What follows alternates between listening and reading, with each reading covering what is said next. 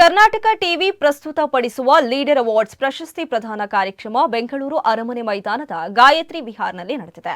ಪ್ರತಿಷ್ಠಿತ south India women achieves award 2026 ಹಾಗೂ Karnataka TV leader awards 2026 ಕರಾವಳಿ ಮಧ್ಯ ಕರ್ನಾಟಕದ ಬೆಸ್ಟ್ ನಾಯಕಿ ಪ್ರಶಸ್ತಿ ಕಾಂತಿ ಶೆಟ್ಟಿ ಅವರಿಗೆ ಸಲ್ಲಿಕೆಯಾಗಿದೆ. ಸಮಾಜ ಸೇವೆ, ಜನಪರ ಕಾಳಜಿ ಹಾಗೂ ನಾಯಕತ್ವದ ಮೂಲಕ ಗುರುತಿಸಿಕೊಂಡಿರುವ ಅವರಿಗೆ ಈ ಗೌರವ ಸಂದಿರುವುದು ಅತ್ಯಂತ ಸಂತಸದ ಸಂಗತಿಯಾಗಿದೆ. ಉತ್ತಮ ನಾಯಕಿ ಎಂಬ ಆಯ್ಕೆಗೆ ನನ್ನನ್ನು ಬೆಂಬಲಿಸಿ ನಿಮ್ಮ ಅಮೂಲ್ಯ ಸಮಯವನ್ನ ಮೀಸಲಿಟ್ಟು ಮತ ಚಲಾಯಿಸಿದ ಪ್ರತಿಯೊಬ್ಬರಿಗೂ ಧನ್ಯವಾದಗಳು. ನಿಮ್ಮ ಪ್ರೀತಿ, ವಿಶ್ವಾಸ ಮತ್ತು ಬೆಂಬಲದಿಂದಲೇ ಈ ಗೌರವ ನನಗೆ ದೊರೆತಿದೆ. ನನ್ನಲ್ಲೂ ನಾಯಕತ್ವದ ಗುಣವಿದೆ ಎಂದು ತೋರಿಸಿ ನನ್ನ ಮೇಲೆ ಇಟ್ಟಿರುವ ಈ ನಂಬಿಕೆಗೆ ನಾನು ಸದಾ ಚಿರಋಣಿಯಾಗಿರುತ್ತೇನೆ. ನಿಮ್ಮ ಈ ವಿಶ್ವಾಸವನ್ನ ಉಳಿಸಿಕೊಳ್ಳುವ ನಿಟ್ಟಿನಲ್ಲಿ ನನ್ನಿಂದ ಸಾಧ್ಯವಾದಷ್ಟು ಸೇವೆಯನ್ನ ಸಮಾಜಕ್ಕೆ ಸಲ್ಲಿಸುತ್ತಾ ನನ್ನ ಕೊನೆಯ ಉಸಿರಿರುವ ತನಕ ಜನಸೇವೆಯ ಮಾರ್ಗದಲ್ಲಿ ಸಾಗುವ ಸಂಕಲ್ಪವನ್ನ ಮಾಡಿದ್ದೇನೆ. ಸೇವೆಯೇ ನನ್ನ ಜೀವನ ಎಂಬ ನಂಬಿಕೆಯೊಂದಿಗೆ ನಾನು ಸದಾ ನಿಮ್ಮೊಂದಿಗೆ ಇರುತ್ತೇನೆ. ಪ್ರೀತಿ, ವಿಶ್ವಾಸ ಮತ್ತು ಆಶೀರ್ವಾದ ನೀಡಿದ ಎಲ್ಲರಿಗೂ ಧನ್ಯವಾದಗಳನ್ನು ಈ ಮೂಲಕ ಕಾಂತಿ ಶೆಟ್ಟಿ ಅವರು ತಿಳಿಸಿದ್ದಾರೆ.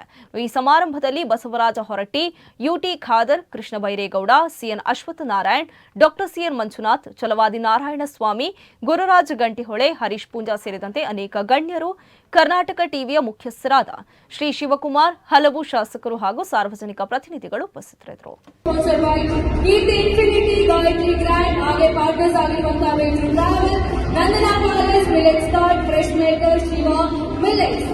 ಜೋರಾಗಿ ಚಪ್ಪಾಳೆ ಬಗ್ಗೆ ವಿಧರಾಗಿರುವಂತಹ ಕಾಂತಿ ಶೆಟ್ಟಿ ಅವರಿಗೆ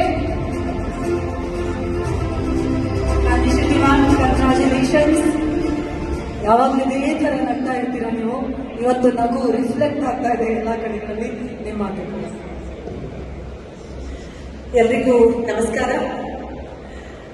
ಈ ಒಂದು ಗೌರವಾನ್ವಿತ ಲೀಡರ್ ಅವಾರ್ಡ್ನ ಪಡ್ಕೊಂಡಿದ್ದು ಬಹಳ ಸಂತೋಷವಾಗಿದೆ.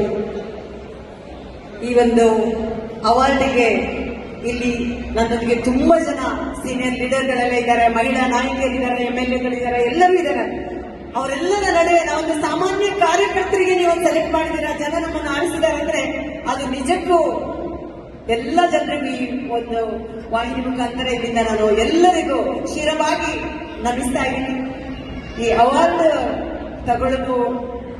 ತಗೊಳ್ತಾರೆ ಆದ್ರೆ ತಗೊಂಡ್ಮೇಲೆ ಆ ಜವಾಬ್ದಾರಿ ಇನ್ನೂ ಜಾಸ್ತಿ ಆಗುತ್ತೆ, ಇನ್ನಷ್ಟು ಕೆಲಸ ಮಾಡ್ಬೇಕಂತ ಅನ್ಸುತ್ತೆ.